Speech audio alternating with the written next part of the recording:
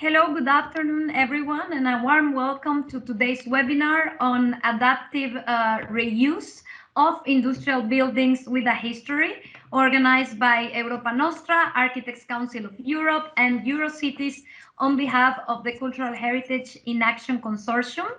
My name is Lorena Aldana. I am Europa Nostra Policy Coordinator, and I am delighted to be your moderator today, together with my colleague Pierre Ovashtek, who is Senior Policy Officer at Architects Council of Europe. So just a few words about our organizations as the two hosts. Europa Nostra, on the one hand, is the largest and most representative organization, federation of heritage NGO in Europe, while Architects Council of Europe, on the other hand, is the representative organization of the architectural profession at EU level. The two organizations, together with Eurocities, with ERIN and KIA, are the proud partners of Cultural Heritage in Action, which is the EU-funded peer learning scheme on cultural heritage to support exchanges between cities, regions, and stakeholders, and thus build a broad learning heritage community. Now, before we start our webinar, a few housekeeping rules. By now, you should be used to these online tools, but please note that the webinar is being recorded and that it will be available on the Cultural Heritage in Action website in the resource section on e-learning in the following days. Please mute yourself to avoid background noise and keep your cameras off so that we can focus our attention on the speaker and on the slides on screen. And feel free to use the chat function on the Teams to write your comments and questions. Feel free to send your questions there, and then my colleagues from Eurocities and Europa Nostra, and also from Architects Council of Europe, will be moderating the chat, and we will pick up your questions during the question and answer session later on. Just a couple of words on today's topic. If we can have next slide, please. Yeah, thank you. So a couple of words about the webinar. This is the second out of 5 webinars of the Cultural Heritage in Action Sharing Stories webinar series. Each one of these episodes showcase leading cultural heritage initiatives driving sustainable urban and regional development in European cities and regions. So these webinar series are designed to share good practices. You will see very concrete studies as well and learning sort of tips and do's and don'ts on a wide range of topics that are relevant to cultural heritage stakeholders and cities and regions, from education and learning, which was the topic of the very first webinar, to adaptive reuse, which we will tackle today, or to sustainable cultural tourism, among others. So the topic of this second webinar is adaptive reuse of industrial buildings with a history. Why is this topic important? Europe has a rich and multifaceted built environment which incorporates strong spiritual, economic, social, and cultural values. But due to the evolutions in our economies and societies, many heritage sites, be it listed or not, have lost their original function and are now underused. This is the case of industrial sites, which we will talk about today, but also happens with religious or military heritage, for example. Nevertheless, these buildings, although they have lost their original function, they still embody their multiple values. So adaptive reuse, it's a strategy through which preserve these values, while at the same time adapting heritage sites to the needs and uses of our time. Sensitive adaptive reuse of existing and historic buildings can also play a key role in Europe's green transformation, because basically it's about bringing the principles of the circular economy to our built environment. So for this reason, it also offers a lot of opportunities to achieve the goals of the new European Bauhaus initiative launched by the European Commission in 2020. So we will discuss also these contributions later today. And through this webinar, we will try to focus on why is adaptive reuse of cultural heritage important, what are the benefits and also the main challenges, how to preserve the values of underused heritage while adapting these sites to current needs, and how to involve citizens and different groups of stakeholders in this process. So the aim is to give you tips and also do's and don'ts when developing a similar project. So we hope you will find this webinar useful, and without further ado, I am very pleased to present our first speaker, Selma Harrington, who is the board member of Architects Council of Europe, and who will introduce us to the topic of adaptive reuse within a European context. So Selma, thank you for being with us today, and the floor is yours. Thank you very much, Lorena. And first of all, let me convey the greetings from our president, Ms. Ruth Schagemann, who was unable to attend today.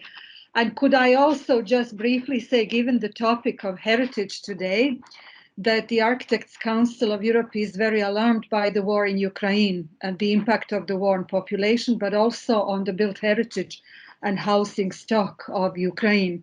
That destruction that is happening on infrastructure, housing across the country harms the welfare of citizens and is designed to undermine their future prosperity.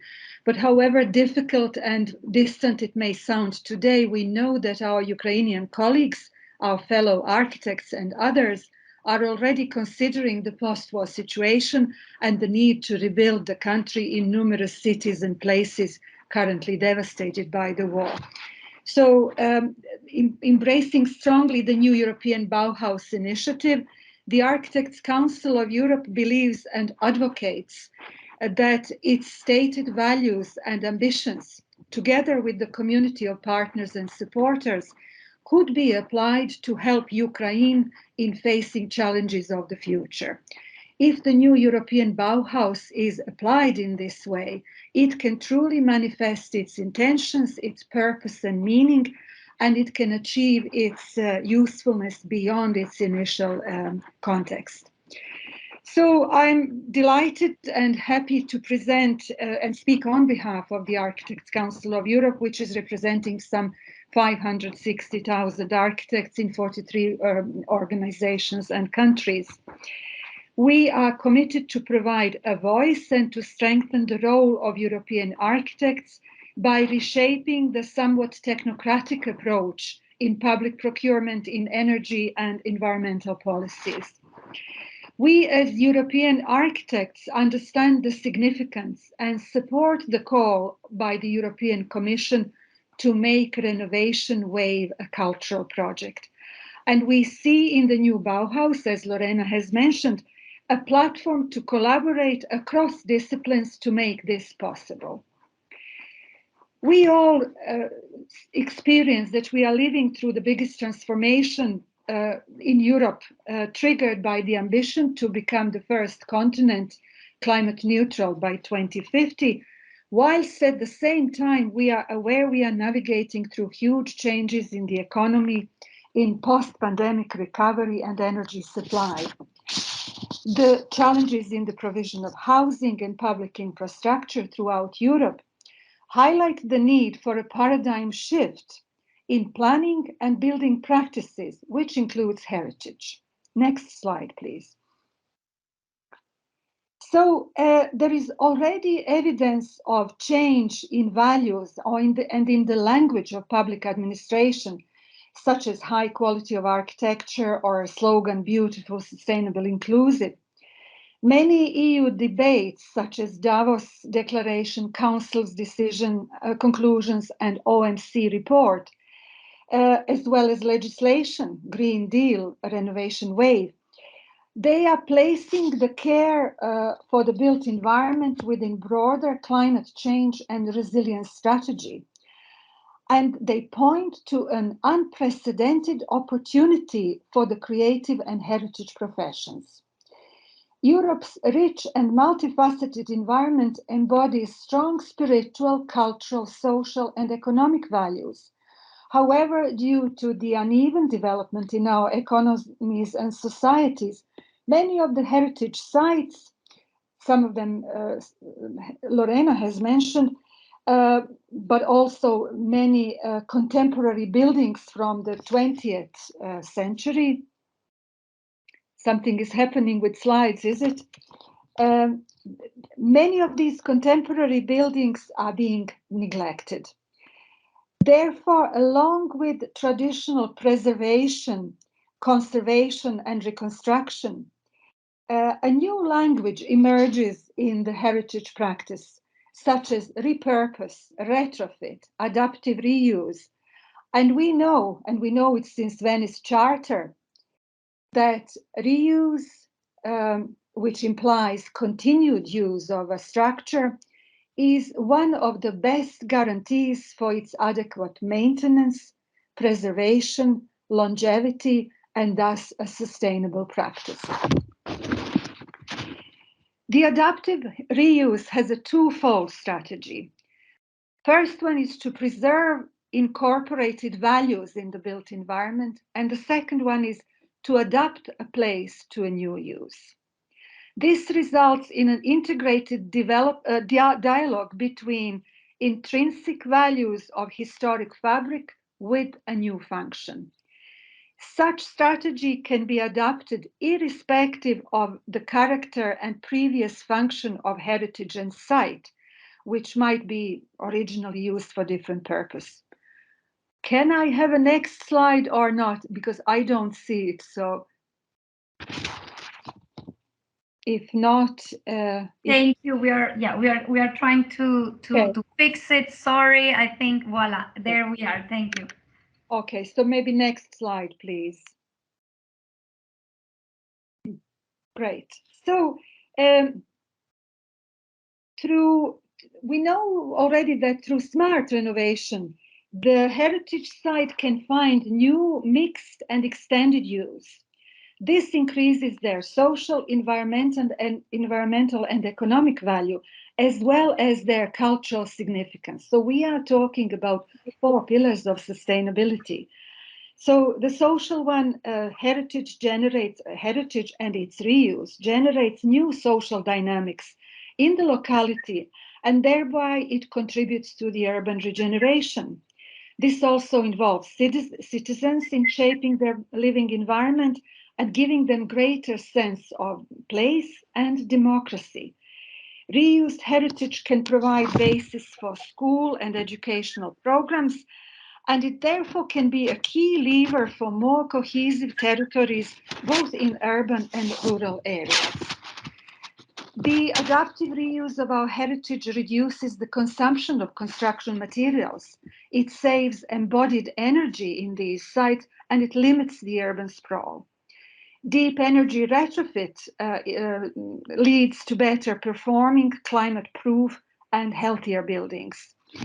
Moreover, high-quality projects, by their very nature, ensure a long-term usability, flexibility, and adaptiveness to future needs. The buildings become more resilient, but the cities and societies become more sustainable by implementing these principles, which are part of the circular economy. Next slide, please. So the adaptive reuse, we are into 2 other pillars, economic and cultural.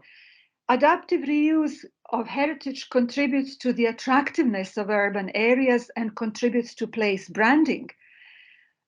This can also generate jobs and growth, not only in tourism sector. New functions generate new users and situate territories and areas in new economic networks, overcoming the typical isolation and exclusion of often abandoned heritage sites, and they act as catalysts for larger change. Heritage sites are often spatial and social landmarks and confer a strong identity of the environment and the landscape. They create a sense of place, pride, expression of local and regional identity, and they are very important elements. By preserving our heritage through active reuse, we help maintain and strengthen people's perceptions of their own traditions and history, and it provides perspectives for the future while responding to the needs of multicultural and multi-ethnic societies. And the next slide, please.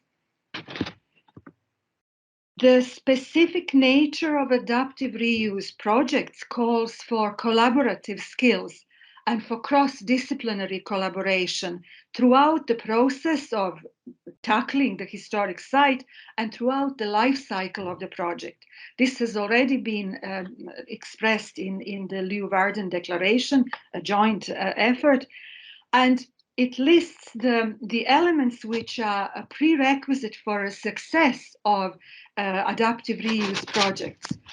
These projects require flexibility throughout the process, participatory approaches, innovation. They require combining innovation with traditional construction techniques and skills and use of regional materials, low tech with high tech sometimes. They require quality-based procurement, multidisciplinary teams, education, continual education, financial viability, and also a storytelling skills. All these aspects are also covered in the EU Council conclusions on culture, on high-quality architecture and built environment, and are also key ingredients of the new European Bauhaus initiative. So this is our chance together, colleagues, to make a difference in this transformational process. The architectural project brings its own value in applying adaptive reuse strategy, because it allows to make things as tangible and possible and as concrete and possible prior to investing resources in the implementation. And it offers an optimum framework to test and explore different options and possibilities.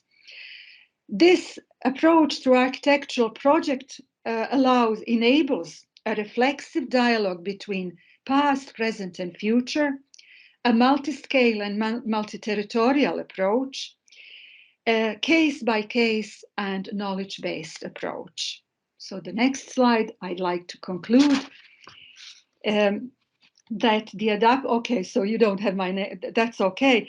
But in conclusion, I wanted to thank you for your attention and just want to reiterate the fact that adaptive reuse brings multiple benefits to individuals and society for present and future generations.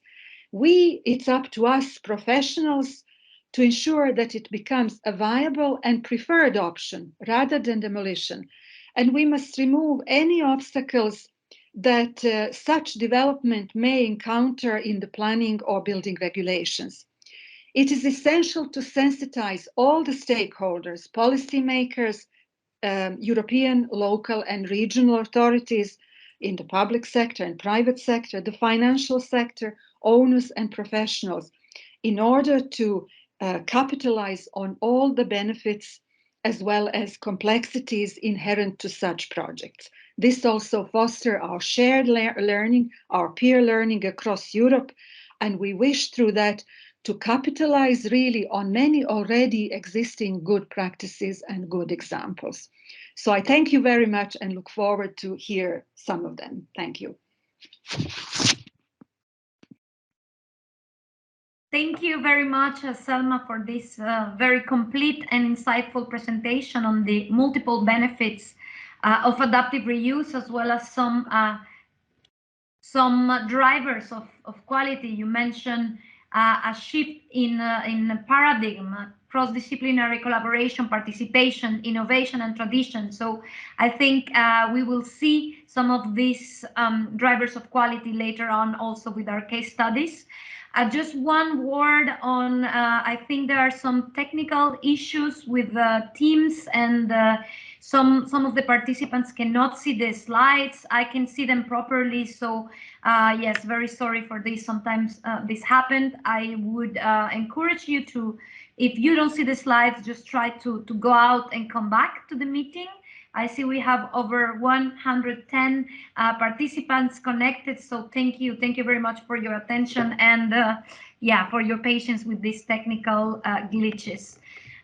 So now let's move on to our case studies. We have 3 different case studies today, which will show us how adaptive reuse of cultural heritage works in practice. So what are the challenges, the do's and the don'ts, and as well as some tips that might be useful for you if you are embarking on a similar project.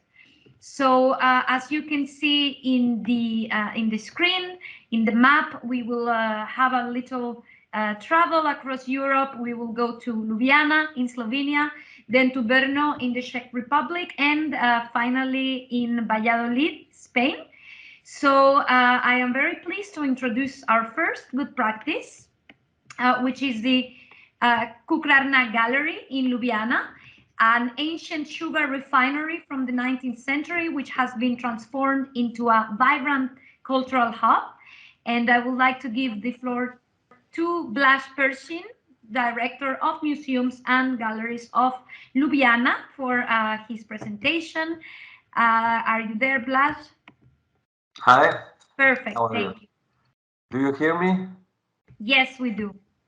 Okay, so maybe if you put the slides, if you begin with the slides, I will just say that this big achievement for the city of Ljubljana was done, so I mean the old project was done last year, end of September.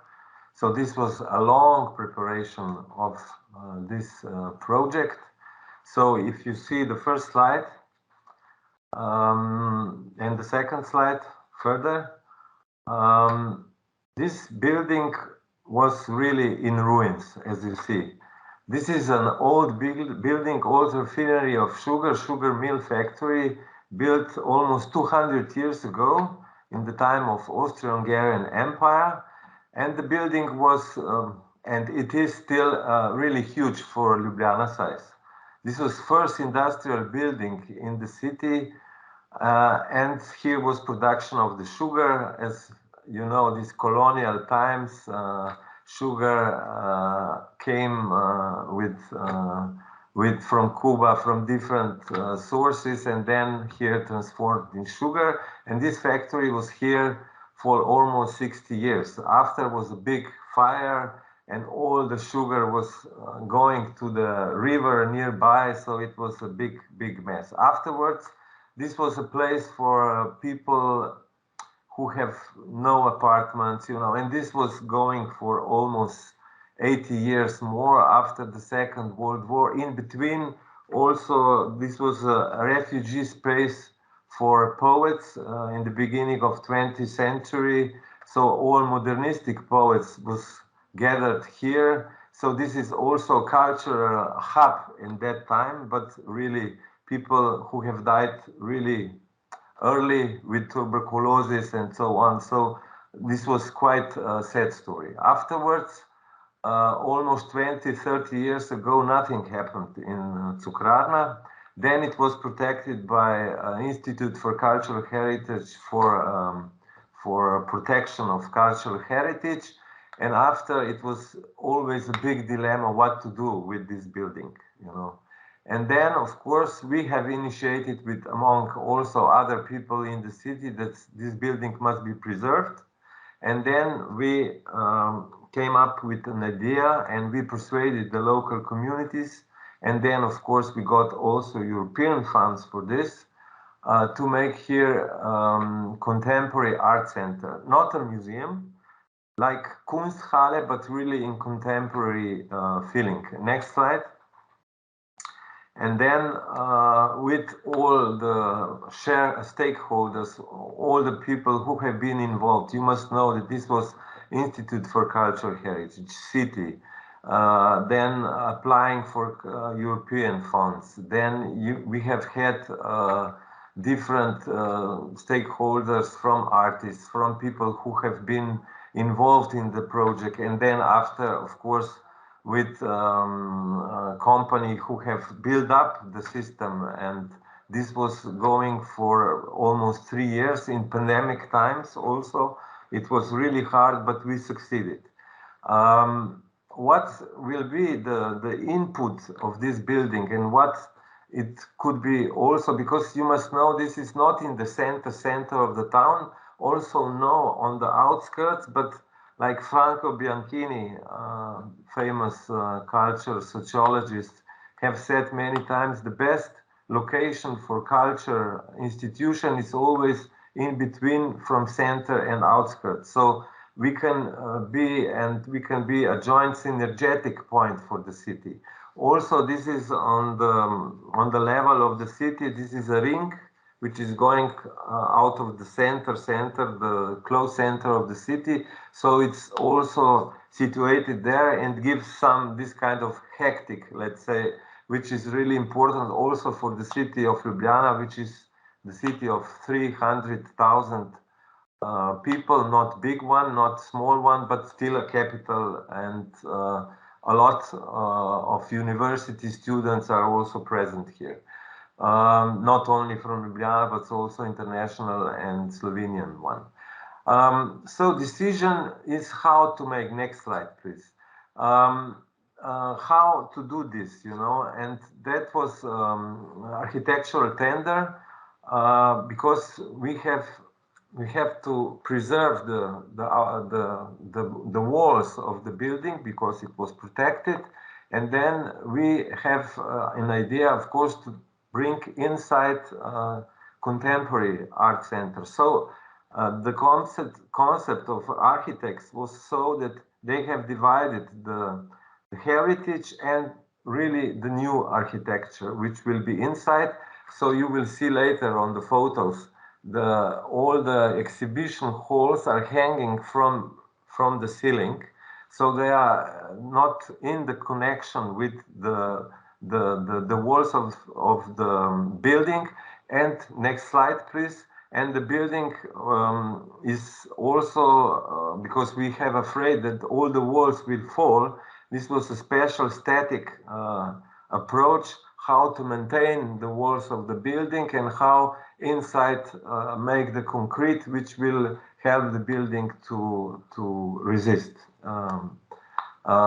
This is 200 years old building, not built in a proper way of terremoto things, earthquakes and so on, and this was additional problem how to resolve here. On the left, it's water, it's a river. We will see it on the next slide. So it is quite connected to the environment here. The whole zone around the building was in a bad condition. So this is also not only protection of the building, but also sustainable development of the whole area here.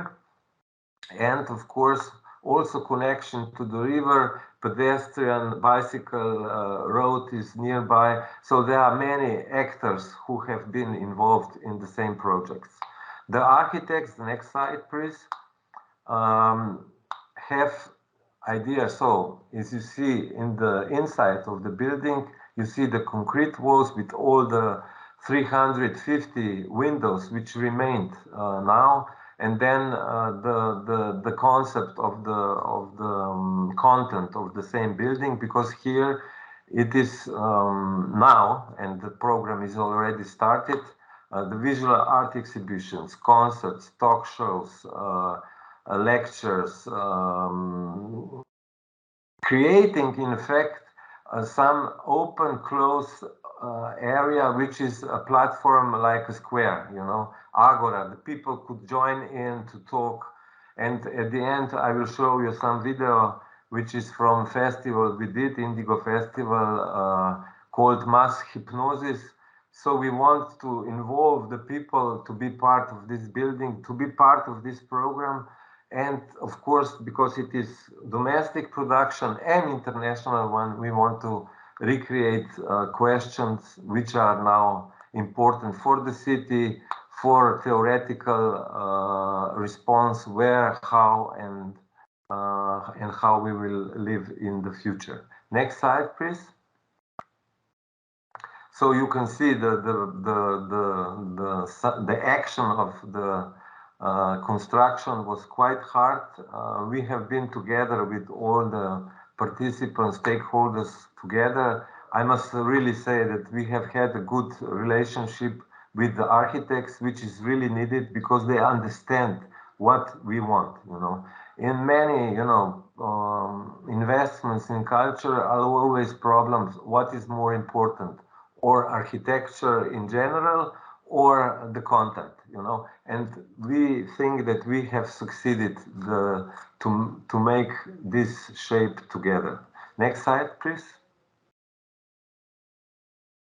As you see in the inside, it is really, really contemporary architecture, which involved with a big open space and the hanging areas, exhibition spaces. We have even one big space for performances or video installations in the basement, which is really important. There we have also storage for preparation of the exhibitions, where we keep our technical facilities and so on. Next slide, please.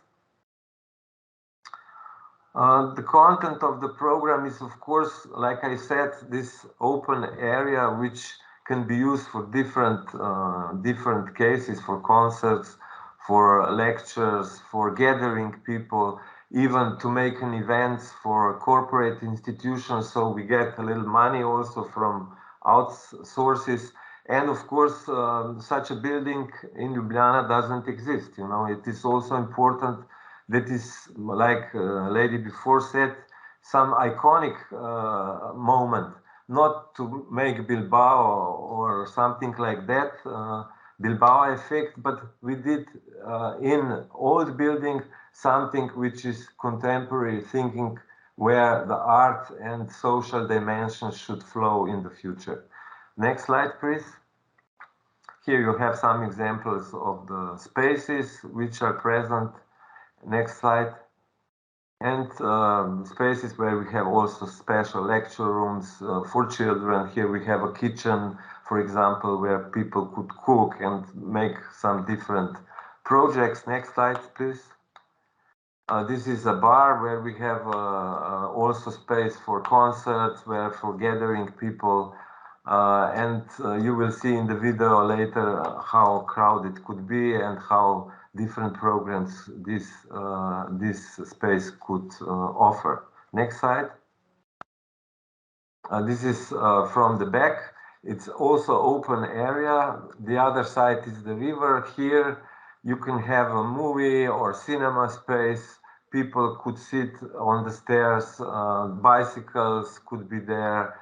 Also people could be around and to make some relationship to the building. And of course, some projects which can be presented also in open space. Next slide, please. This is a view from the other side of the river.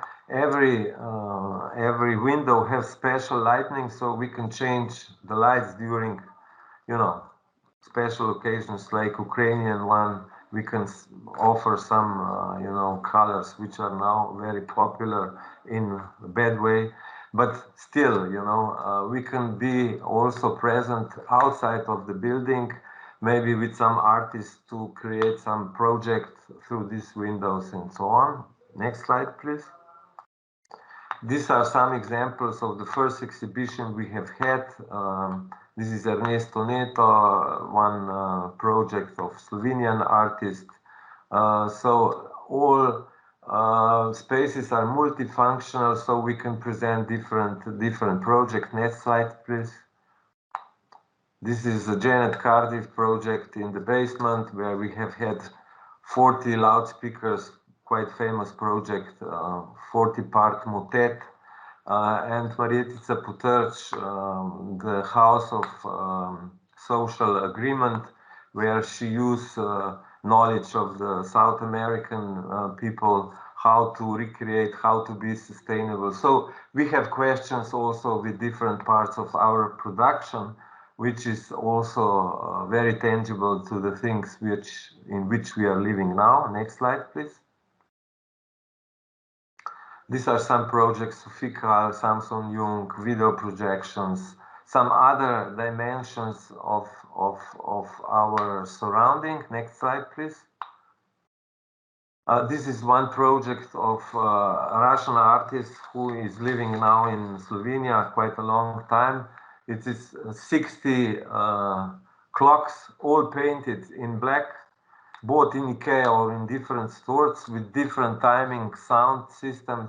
So this is the title of this art piece is Dark Times, and we have really a long corridor. So we have had possibility to put these clocks on the wall, about 70 of them. So it's different written of time, but really the times are not kind to us, I must say.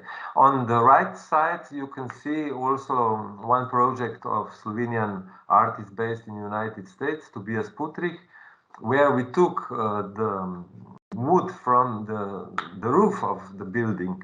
So we recreated benches from it. So we have had used the material which was in the building on another way.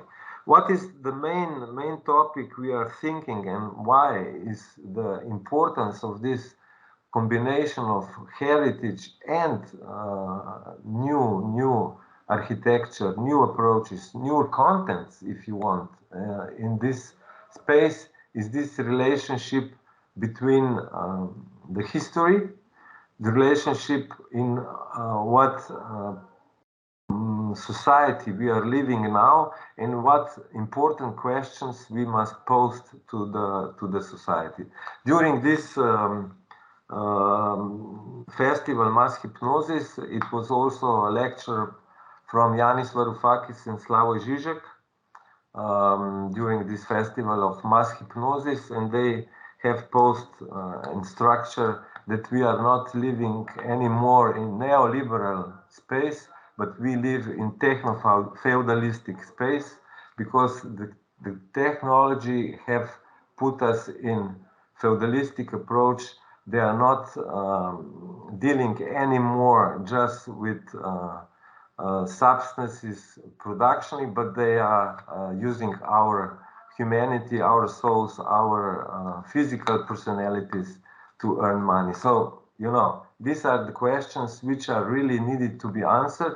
And this project was, in a way, in confrontation of the projects which have been around us. So we are collaborating a lot in the space also with non-government institutions, because we think that this is needed.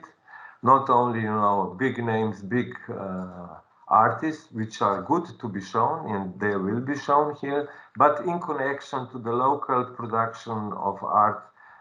We will make also art weekend here. We will invite curators from other countries to come in Ljubljana to see the studios of artists, how they are creating their work and how, in fact, they are living in the situation, which is not really in good shape, especially about after pandemic times, after this war, which we all hope will end soon. So thank you very much. Maybe now you can just put a short video, 1 minute, 30 minutes, 30 seconds, so you will see how the space is functioning with the people.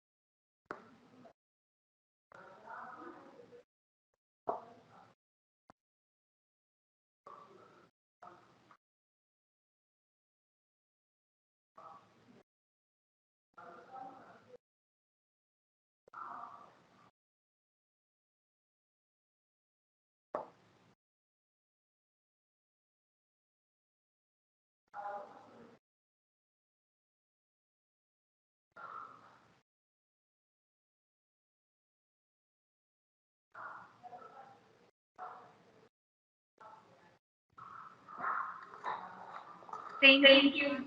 Thank you very much for this interesting, complete intervention. May I ask you to please mute yourselves? Thank you very much, to avoid background noises. So yes, I really like how you have put this sort of dialogue between the past and then now the needs and the new use of this site, but also the future. So the future questions that we have to ask to our society. I think this very much encapsulates the topic of today, and you have clearly shown, referring back to Selma's presentation, some of the drivers of quality. For example, this multi-scale territorial approach in which you don't only take the single site, but also its environment and the whole zone around it, and also the collaborative multi-stakeholder approach in which you have to engage different, you know, the architect, the city, the artist, local community. So thank you very much for this presentation. And now let's go to Kunst Creative Hub in Brno. This is our second good practice of today, and we will hear from Zdenka Hubacek, who is director of the Kunst, and also Thomas Koselski, the Koga founding partner. They will tell us about this creative hub in Brno, which was previously a functionalist building, completely repurposed as a space to collaborate, learn, and a creative space. So please, the floor is yours. Thank you, Lorena. So do you hear me well? Yes, we do. Okay, thank you very much. You as well. Again, my name is Zdenka, and I am the head manager of the Creative Hub Kunst in Brno. And today I would like to present the Creative Hub, not only myself, but together with Tomas, because Tomas is from the architecture studio Koga, which we cooperated together on some repairing of this building.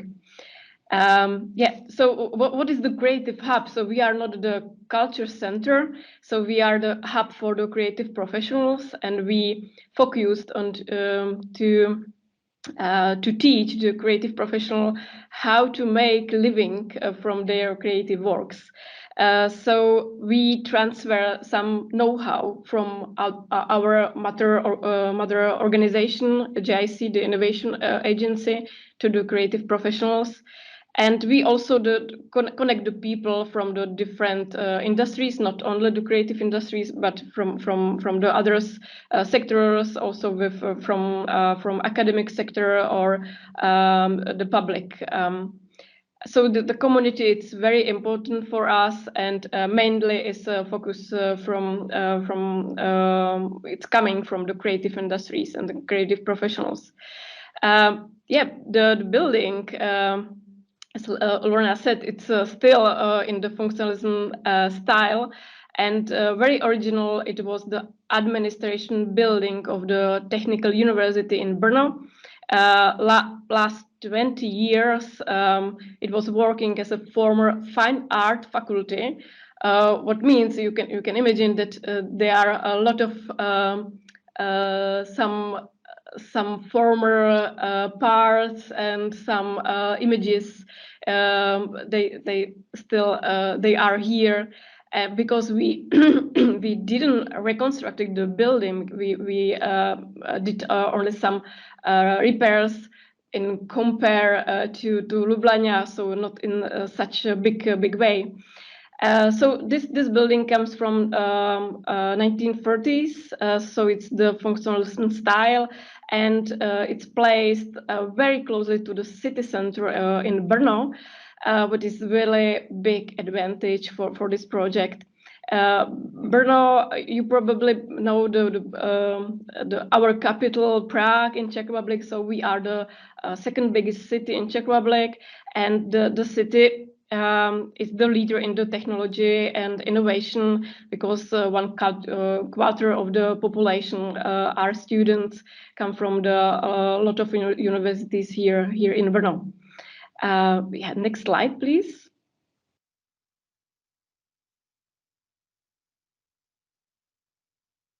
If it's working, yes, perfect, thank you.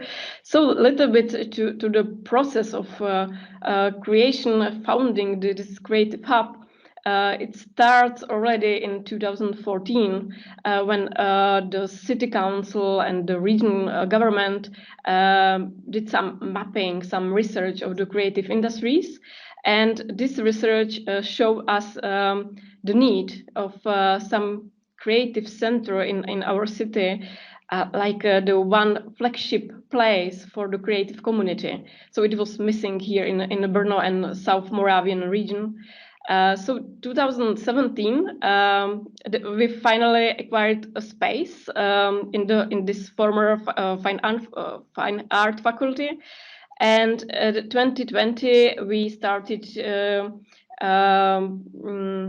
to repair this space. It was like a little bit low cost reconstruction and very focused on the interiors. So from outside you can see the building in before. So the same year, 2020, we also designed all of the services what we do for the creatives, also the branding, marketing. So it was like a parallel process of starting this project. So at the end of 2020, we opened the space for the creatives, and the first creatives moved in right away and right inside. And during the 2020,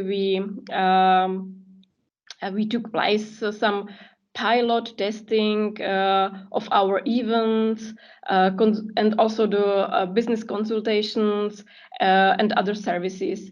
Now, so from 2021, we are in the fully operation, and now we can also present what does mean to make some creative hub. Next slide, please. Yeah. So right now, the 80% of the building capacity is already filled. It's already full of our members from the creative industries. So we are almost full. It happens only in 1 year. And it was during the COVID situation. So I was really amazed that it could really happen. How we choose our members, we took place free open calls for the ateliers and for the studios. And we have it more than 100 applications, and we choose about 30 creatives for this space for this building. Our criteria for the choosing the members, there are more of them, but the one of the important is the diversity of the creative industries, and also that we would like balance the members. They are really on the beginning, so they are beginners or they are experienced, because this creates this community, and the experienced members can teach and share some experience with the beginners. Yes, so after a year of operating, we took place lot of events, also the community events, meetups, workshops, the education seminars, focusing to the how to make the business in the creative industries. Next slide, please. Yeah, so already we can see that some special cooperation find out in the building when the creatives from the different creative industries are in one building. So we can see some new cooperation with know our impact between the architects and the graphic designers, between the illustrators and the product designers. Also in the Creative Hub, we have the organizers of different culture events in Brno, and they speak together about some cooperation between these events. So not only about the events in Kumst itself, but also in the Brno, in the city. So it could really influence some other activities in the culture scene in Brno. I guess we have last slide from my side for us. Yes, exactly. What I would like to mention, because I guess it's a little bit unique, we are the public service, and we are part of our based organization, JIC. This is the innovation agency, innovation center. It's a very famous concept of how to support the innovation companies in our regions. So this is famous across the whole Europe. And this innovation agency founded this Creative Hub. So, and this is what is probably really very unique. So we can we can share this big experience how to support the business, and we can transfer it to the creative industries. So this is like really advantage for this project. Our founders of JIC are South Moravian region, the regional government, the city of council, and four Brno universities. In Kumst itself are included only one of the university.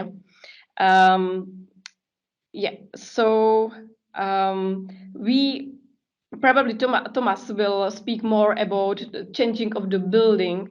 I would like mention that we doesn't change the building itself so much, but we found a new purpose of to using this building.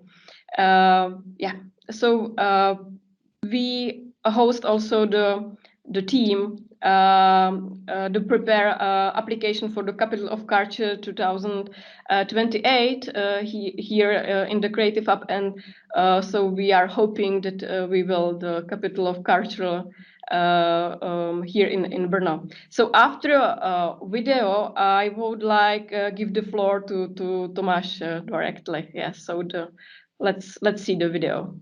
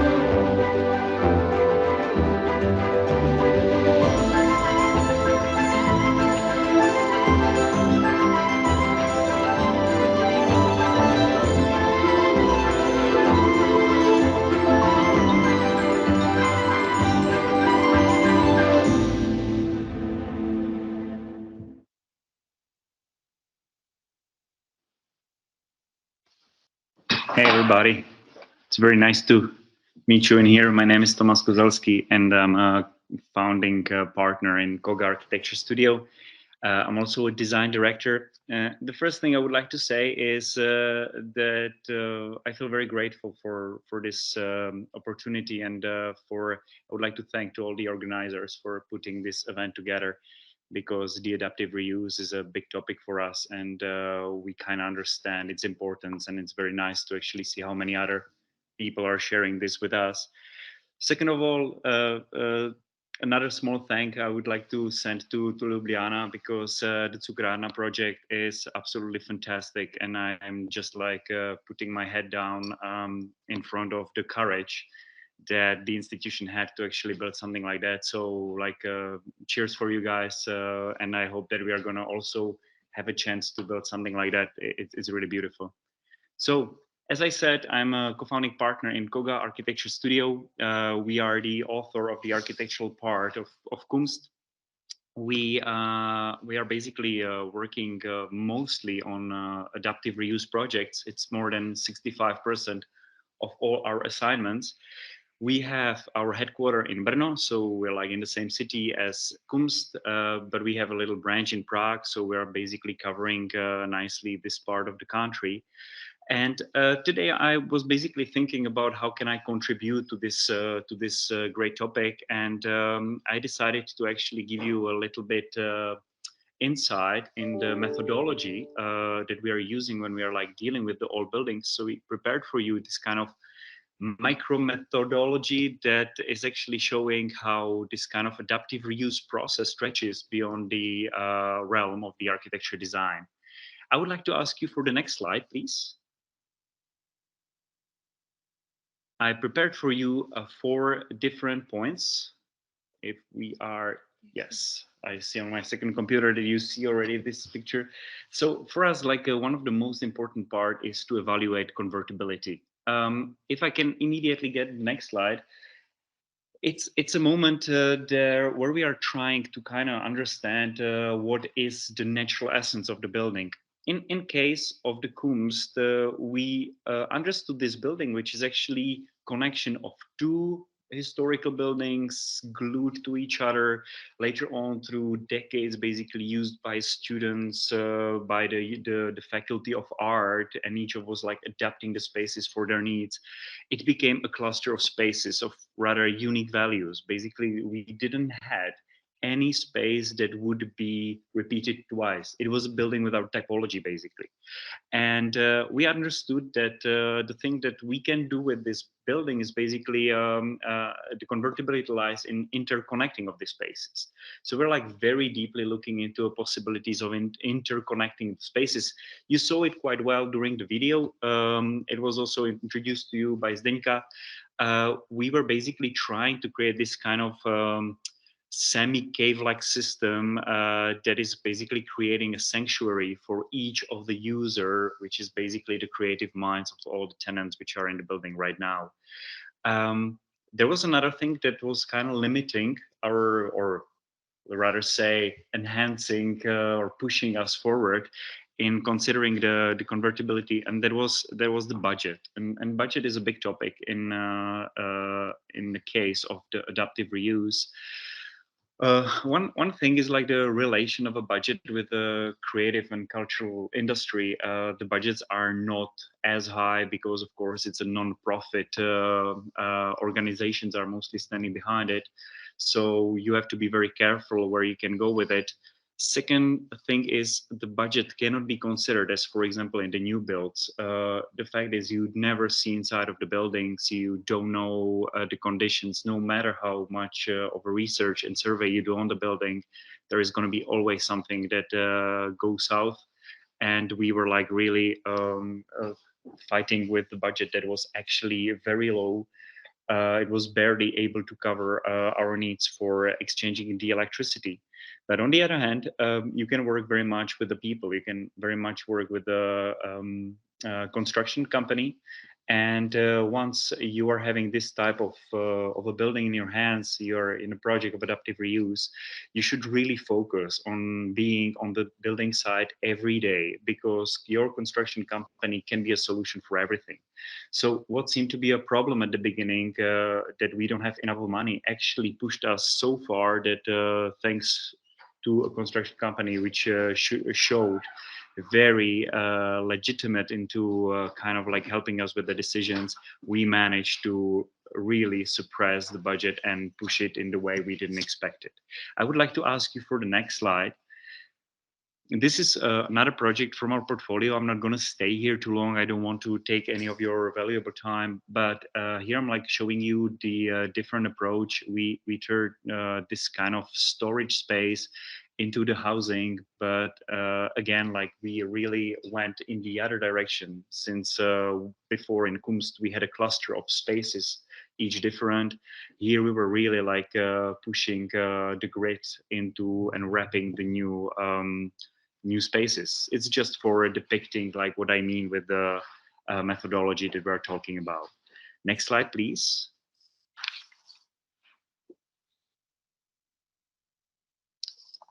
Zoom on added values. That's basically very important part of the topic. Why we should preserve and why we should do the adaptive reuse.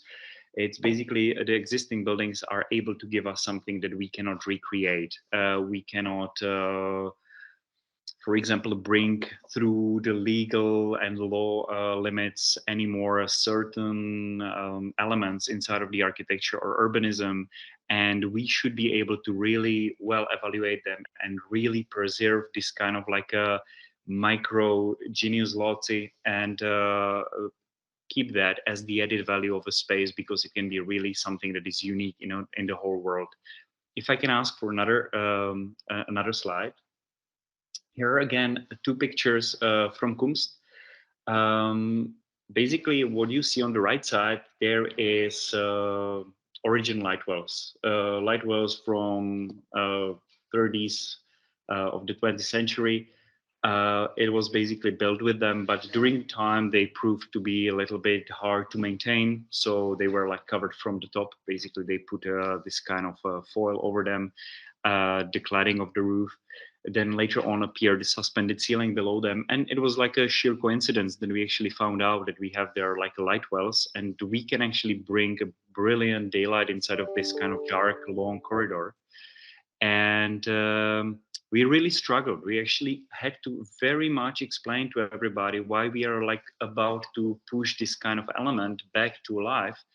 And now whenever I'm taking a visit inside of the space, the corridor is a spot where I'm spending at least 10 minutes, and I'm telling all the story of the preservation and the history of the light wells.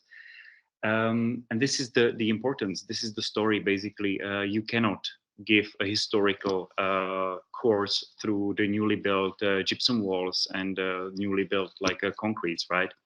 So that's why we're like trying to preserve and materialize and bring back these kind of like little spots of every layer that appeared in the building and preserve it there. On the left side, you can see again like this kind of like small corners, small yards, or how to call it, the caves. It's almost like a rock system, and it was never intended. It just accidentally happened. You was building a building, and then suddenly there was a need for extending a little bit here and putting another volume in there. And outside became a little maze, the labyrinth of this kind of like spaces, which actually keeps an absolutely fantastic intimacy. So there was another moment that we were like, really, okay, this is it. We need to kind of push it farther. Right now, there are like these small yards with refurbished flooring, and they work as a smoking places, as a, like little interaction spots. Very important for actually the function of the institution itself. I'm going to ask you for the next slide. Again, some another references from our portfolio. On the left side, already shown Data District, aka housing project. On the right side, you can see the distillery, which is kind of refurbished distillery into basically a prime, the first creative hub that later on closed down, and some of the tenants are now sitting in Kumst. It was also our bottom-up project that actually brought South Moravian Innovation Center into our studio to ask us for the collaboration on Kumst, which was pretty fantastic. Both of the projects, you can see that we preserved a certain type of infrastructure. For example, on the left side, you see the crane, the original staircase with the original rounded corner, which clients wanted to remove because it was like really difficult to preserve. On the right side, you see like the elevator shaft.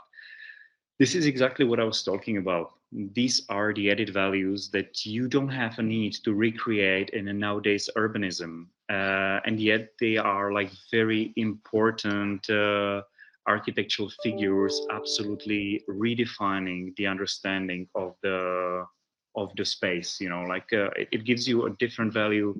It gives you different sense of understanding and orientation in the urban organism. I would ask you for another slide. The third step, also very important for actually running adaptive reuse, is the ability to design the operator. I'm going to immediately ask you for the next slide. Designing an operator is for us a long period process. We are working with it before we are assigned to the project. Can I get the next slide, please? Thank you. So what you can see here on the left side is a studio inside of Kumst of Kvítka v bytě, which easily translated is basically plants in the flat. It's a small studio of a florist and pottery. Basically, we met with girls many years ago. They were like they were reselling their products on one of the events that we were organizing. Later on, they were tenants in another of our projects, and we were like very closely collaborating on many of our projects. that is actually turning us into always keeping them in the mind when we are designing a space like fitting for them. So this kind of a knowledge of the society base and the knowledge of actual operators not only extend our knowledge of the function we're designing for, but basically gives them another tool in understanding how to deal with a space, what to actually expect from it, and how to, for example, design and use the community they're going to be like surrounded with. On the right side, you can see a picture from Brno Design Days. That's an event that our studio is running annually in Brno. We are, for every year, we're choosing a different venue, mostly in unused buildings, basically to rise this kind of awareness of their potentials. And that year it was basically happening inside of Kumst, but it was still before the opening. So you can see that there are still missing the lights. The electricity installations are like temporary. But again, you are already before preliminarily and prematurely, you're actually bringing already the people in the space to show them how it can be used. They imagine themselves being part of it. And this is basically for us the process of designing the future operator of the building you're designing. If I can ask for the next slide. Here we're just putting two more examples of Brno Design Days. These are different years. So in one, you can see how we were basically activating a passage before it was refurbished and turned into its nowadays state. On the right side, you can see, like, again, a preservation of an old building within a new development area, and basically activating this building to show their future tenants the quality of the spaces, because not always the passerby or the mere visitor understands this kind of quality of the space. It doesn't have a flat ceilings. It's not fully flattened up. It doesn't have perfect flooring.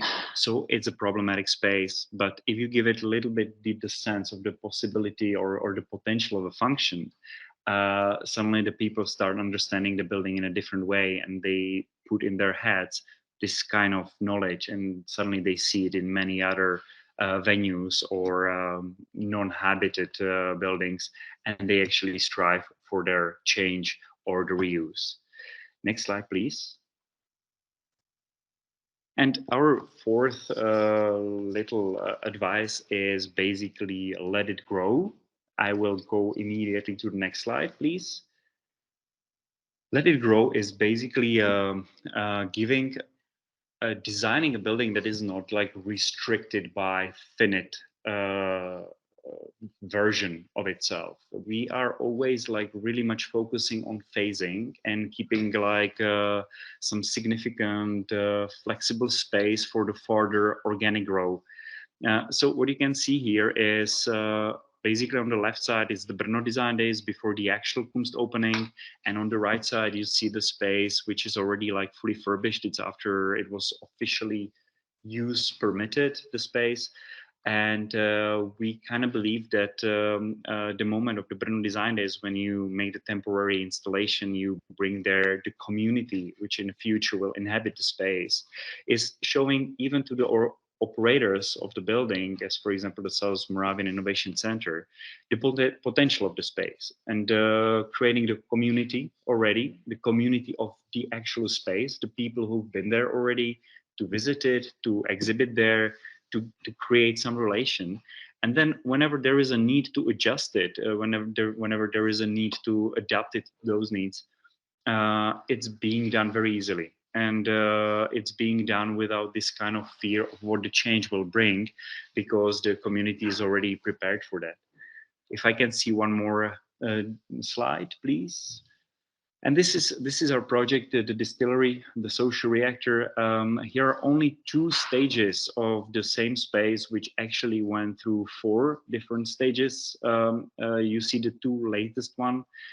We started with this massive space. We basically cleaned it up and turned it into a party zone. You had a floor, you had a ceiling, you were able to plug there like a musical bass, and basically that was it. Later on, we turned it into some spot where you can have exhibitions or like some basic community gatherings. And then we were actually asked by the city cinema to offer them a refuge while they've been refurbished. And for 4 months during the summer, it became a municipal cinema. And there was a very good moment when we were actually able to raise the awareness of the site, maybe even earn some money. And we used the money immediately to turn the space into this kind of finite function, which was basically serving as a co-work. And during the time, you saw how many people get related with the project, and the building itself became a part of some community. Still, you have a certain community inside of the creative and cultural society of the city that grew and met each other during this kind of 5 years of lasting of this project. So this is for me the last slide. I thank you very much for your time and for the opportunity to present here. And I'm giving the word back to the organizers. Thank you. Thank you very much, Thomas and Zdenka, for this overview on, well, on the one hand, the very operational methodology, Thomas, and also Zdenka for your insight on how this vision was built and the importance of community and knowledge sharing. I see we have some questions in the chat already, so we will have some time for questions and answers after the third case study. I see some questions on financial availability, on legislation, and many other interesting points. So please just give us some time to show the case studies, and my colleague Pierre will be back with the questions and answers. So the third and last case study of the day, we now go to Valladolid, and we will hear about an old municipal market that was converted into a creation, work, and exchange space. So we have here Guillaume Rousseau, technical advisor at the City Council of Valladolid, together with Maria Mosso, project manager of Galerías VA in Valladolid. I think they are talking straight from Galerías VA, so please, the floor is yours. Thank you, Lorena. Thank you. Thank you to all. This is two wonderful projects. Yes, for our part, we are here in Galerías VA. You can see us, but the gallery, by the way, on Monday is closed, so it's pretty empty, but we're happy to be there with you. So we are going to present you, to introduce you the project of Galerías VA. It was a short one, very much simple project than the other one that you have developed before, but it's something that it could be the start of a more global cultural policy for the reuse of many buildings in the city. Next slide, please. So, Valladolid is not the most famous city in Spain, so just little tips about what is Valladolid. Valladolid is a mid-sized city of 300,000 inhabitants, capital of the region of Castilla y León, and it had been for centuries capital of Spain, of the Kingdom of Spain and the Spanish Empire. So you can imagine how many cultural, historic, and also industrial building we are sharing our life here in Madrid, in Valladolid. Next slide, please. And it is really known also to be one of the most extended and diverse cultural agenda in Spain. Many festivals, film festival, music festival, of course, are very world famous Easter week. Also, we have book fairs and many other events. So we are a city with a very important cultural life, and we try to boost it by the creativity. So next slide, please. See, Galerie Joie, as we said, or Galerie Joie, it's a local project with two main goals. First one, to reuse public architectural heritage abandoned, and then 2 point, revitalizing and boosting quartier cultural life, on also supporting urban culture. And it is, as I said, the first step maybe of a like a lab initiative to prepare more ambitious policies in the city. Next slide, please.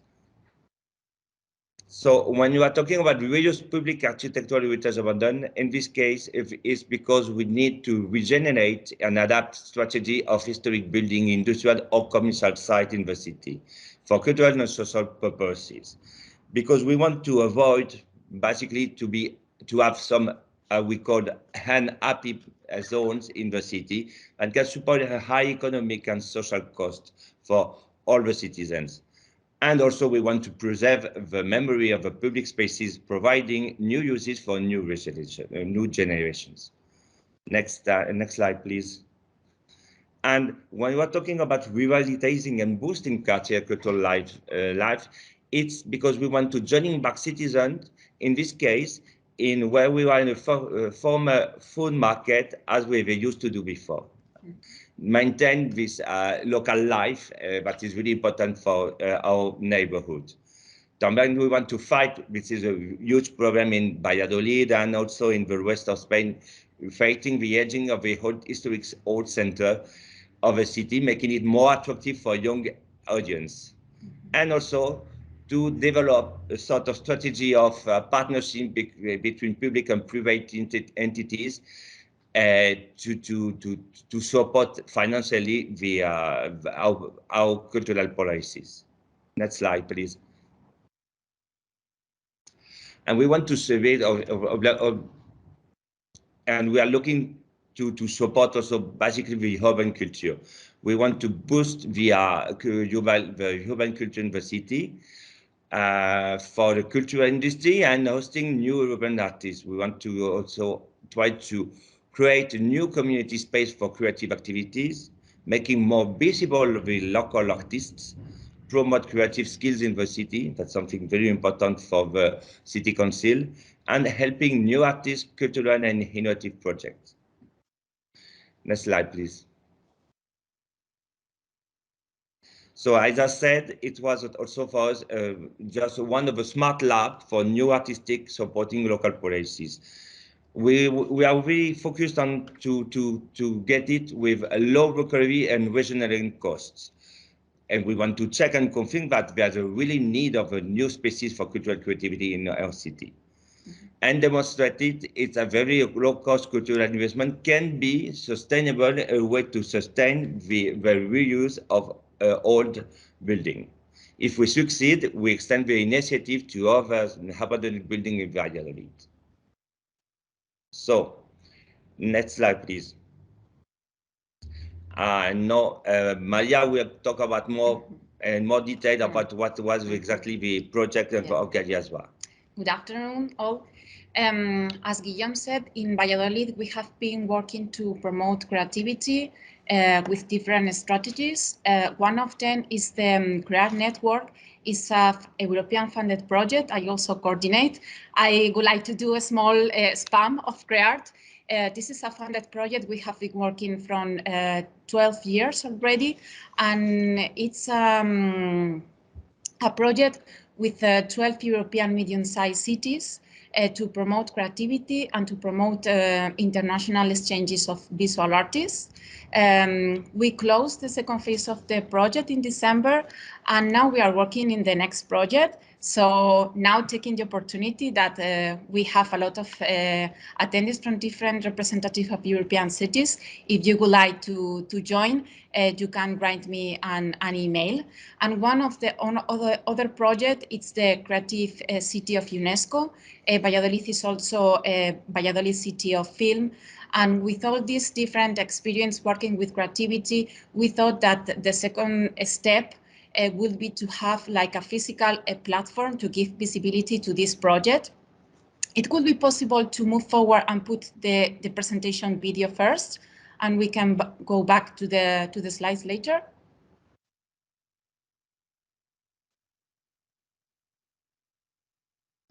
It's the last page, I think, of the presentation. Yes. Yes.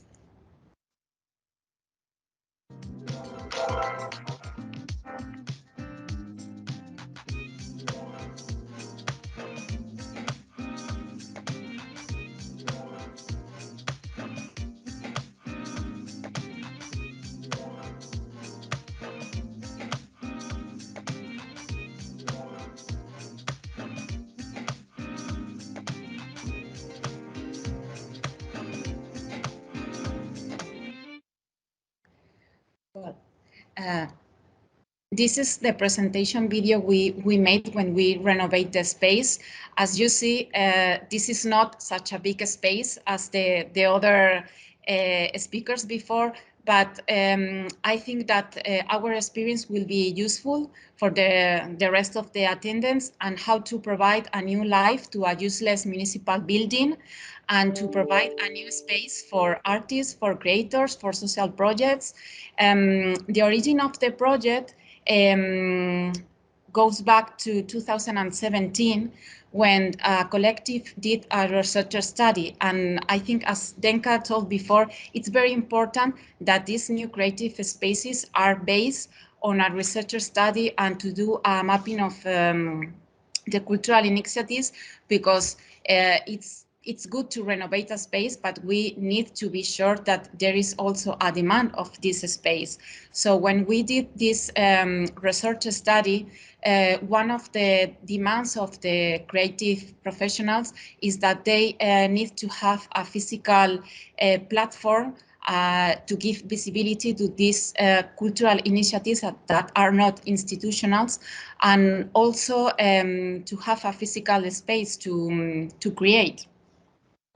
The conclusions of this study were presented in this space, in Galerías, and then the municipality thought that it would be a great idea to renovate this building, which is just in the city center, 2 minutes ago from the cathedral. Next slide. Next again. Yeah, you see an image of the former market. The renovation has been really very simple. We just only invest 300,000 euros. It has been a very sustainable renovation. We have kept the labels, the floor, everything more or less remains the same. But instead of having the stands of the shops, now we have ateliers for creative industries, for artists. And how we work, because I would like to focus my intervention of how we manage this space. We have a public open call. Yeah, next slide. Next again. Okay, you see how it was the space before, and now with the renovation.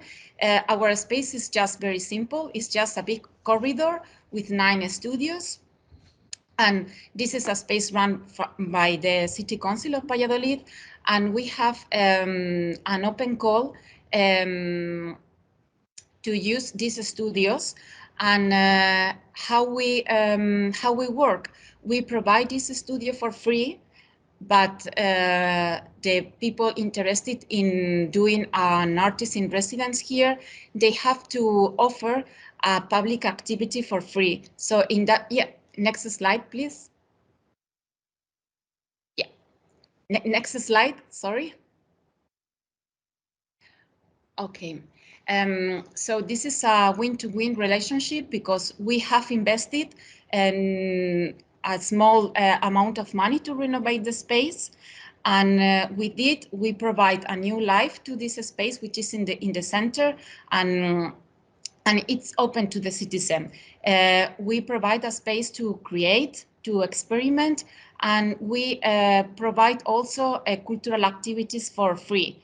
So every month, we organize a specific program of activities that they are coordinated by the different residents.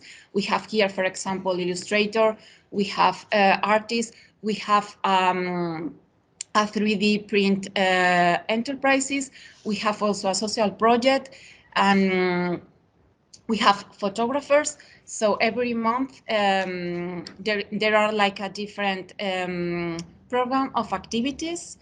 And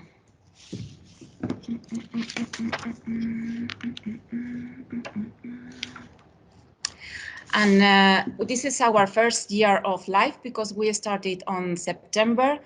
At this first stage, we would like to reactivate this space and be open to creative professionals and citizens. And we also would like to be a physical platform for these cultural activities. And also we would like to enhance the active participation of the citizenship, which we are already doing. But in the future, we would like that our next slide, please. Yeah, in the future, we would like that this space would be a real platform to promote new creative projects, and we would like also to establish connections with another similar creative incubators in Europe. And no sé si quieres decir tú algo más. Es que... So thanks very much.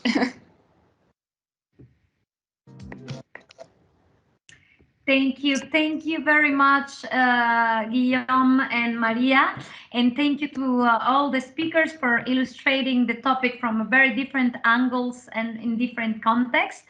I'm aware we are running a bit late, but I kindly ask you to stay with us until 3:45, so 15 more minutes, because we have now a series of questions and answers, which will be moderated by my colleague Pierre Aubachtek, Senior Policy Officer at Architect Council of Europe. So please, Pierre, the floor is yours to address some of the interesting questions we have received in the chat. Thank you, Lorena, and thank you very much to our speakers for the very interesting presentations. Indeed, so we are running a bit late, but so there are some interesting questions in the chat that I would like to address to our speakers. The first one was asked at the time of the presentation by Persin, but I think all our speakers can certainly give interesting insights. So the question is about the fact that the building is indeed protected, and so have heritage protection measures for historical buildings been a difficult obstacle to overcome? So I understand, so for example, in the case of Ljubljana, that you had to keep the facade, but so that you were free to completely change the inside of the building. So how did you deal with this challenge and with this difficulty of the fact that part of the building was protected? So was it a difficult challenge, a difficult barrier, or did you take it as a challenge, and did it stimulate in a way your creativity? So I think this question can be asked to all speakers today. So perhaps Blas, Persin, if you want to start about this question of the barriers. Okay, I mean, of course, you know, this we have used like an advantage, of course, but it was in financial way an obstacle, of course. You know, it would be the easiest way to destroy and to build a new one, and this would cost for 20–30% less money if you speak in general. But you know, the concept of the building and the reusage now for contemporary art was exactly this, that we want to preserve heritage in mind, you know, and preserve also the legacy also non-tangible legacy which was present in this city, in this building. Like I said, this was the most important modernistic poet home, beginning of 20th century. In that way, it is also in the set of mind of people here, the local community. And because it was this kind of new refreshing how important culture is when we see the problems with art and culture today, you know, because everything is yellow. Nobody is thinking about, I mean, nobody. In general, if we see the newspapers, TV stations, internet, it's a lot of hatred, a lot of things which are not promising for the future. So we want to rechange also this kind of position, and with the program which is going on in the building, it is of course also dimension that old and new has some relationship, you know. Of course, it is very important how the quality of architecture. It's of course it's important, but it's also important the situation where this building is situated, like I said before, and it gives opportunity not to devastate the surrounding, not to be eater of the space in a neoliberal way, but to give the possibility to a new change, because the city of Ljubljana has in mind that very near of this area they will build non-profit apartments for younger families. Then it will be also a house for people who have no possibility to stay, you know, homeless people staying also nearby, which is also important, you know, to mix different surroundings. And with very interesting project I see in Brno, I must say the nearby of Cukrarna, it will be one new project, which is a rock factory, which will be also creative center, with a lot of problems with the past, because this was occupied zone in a way, and now it is changing the structure. Probably you know about it, and it will be old bicycle factory transformed in a creative center with very similar programmatic exposures like you have in Brno. So I really advise that you change the ideas and that you meet as soon as possible, because they will finish the renovation in the middle of next year. So they will start to work also. So the whole surrounding is having also an impact, as I said.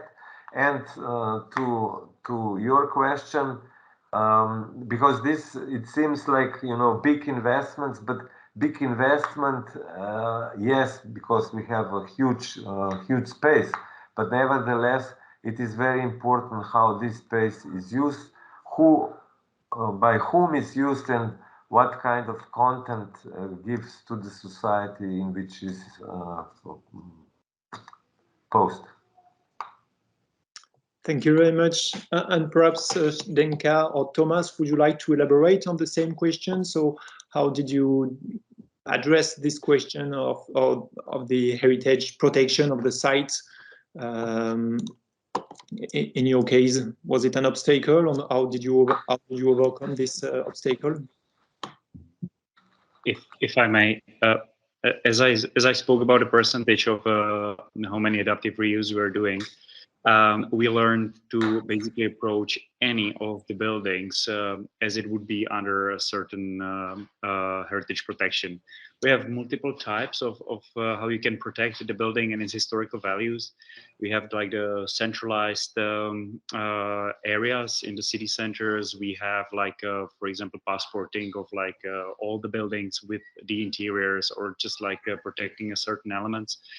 But we already encountered many times with the National Heritage Protection Institution and they are like having a problem with the Czech mentality of Czech builders, and basically it goes like that. Czech people or Czech builders are mostly having two problems. Either it's in the heritage protection, therefore they cannot do anything with it, or the second one is not under the heritage protection, so how quickly I can demolish it.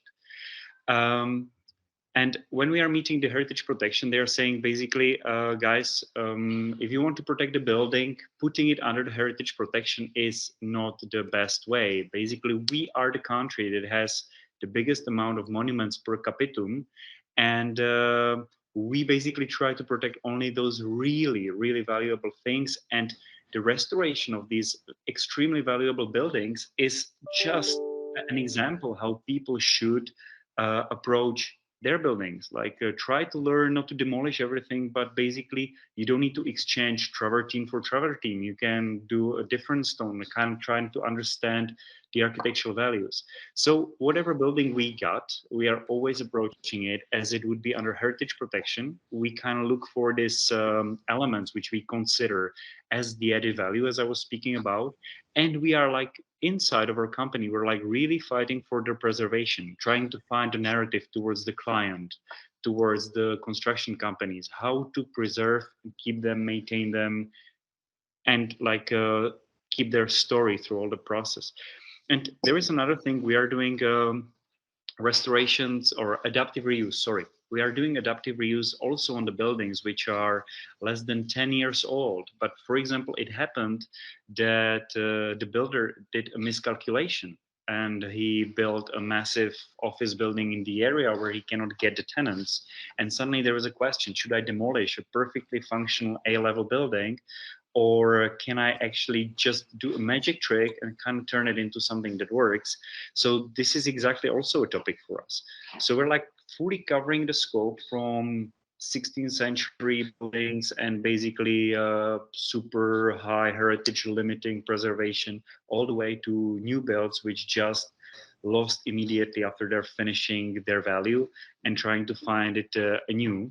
But what is the importance of the topics we're talking about is the meaning of adaptive reuse next to a restoration. Yeah, we are like very much kind of dividing these two meanings.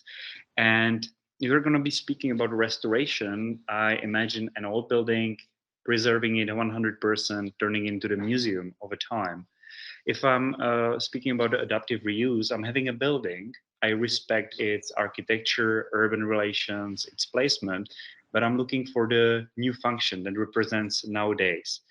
And we have this kind of claim that restoration into a museum takes the heritage away from the city, while adaptive reuse gives it back, because the museum itself is a function that never attracts the resident. You know, you live in the cities, but you probably never visited certain museums inside of the city because you live there. You don't need to learn about the history in this kind of like enclosed environment. You just live the city. And we are kind of afraid that if we are going to do the mere restoration, we're going to lose the building, and the building should be a part of the living organism of the city, part of the daily usage by its residents. And so we are like always trying to put on us the burden of a heritage protection, but as well putting the burden of like bringing the new function, livable function, and open function for the public. Thank you very much, Thomas. So I'm afraid we no longer have time to take more questions, but those slides will be shared after the webinar, as well the recording of the webinar, and we will also publish a summary including practical tips, recommendations that were shared during the webinar. And so I'm giving back the floor to you, Lorena. Thank you very much. Now I am happy to introduce the last speaker of today for some concluding remarks and reflecting the way forward. He's Jimmy Jamar, the head of Europa Nostra Brussels office. Jimmy, the floor is yours. Thank you very much. I see you. I don't know if you see me. I hope. Very happy to be able to say a few words in conclusion of this session. I am not extremely familiar myself with your network, and that's why it's nice to have maybe sometimes an external view, an external eye on what people are doing. And from the session today, I actually